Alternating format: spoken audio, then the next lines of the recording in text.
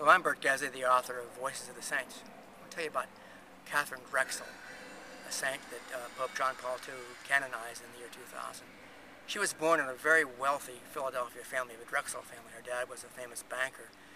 And in their early life, they were trained to pray in their house. They had a prayer room, and they were trained to serve the poor because the Drexels believed that all their money didn't belong to them, it belonged to God, and they gave it away to the poor. On Wednesdays, they gave the poor food, clothing, money. Well, the parents died in 1885, and Catherine and her sisters inherited $14 million, which was a lot of money in those days. And immediately she began to serve Native Americans, but she also wanted to be a contemplative nun. So there was a turmoil in her life. But her directors advised her to use her money to serve the poor, and so she did that first, even though she wanted to be a woman of prayer mainly.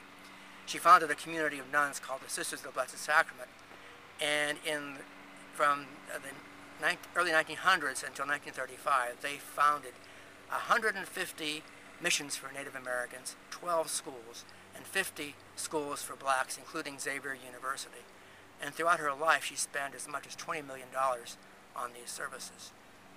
Then in 1935, she had a heart attack and was incapacitated, and was able to spend the next 20 years in prayer. When she died, there were millions of dollars left, and in order to have her sisters live dependent on God, she gave all that money away to her father's favorite charities. She's a real model for us in balancing using our services and our monies for the sake of those who are in greatest need. So may you have the heart of Katharine Drexel, and may you become someone who learns how to pray, and as you pray, hear what God is saying to you about serving the marginalized people around you.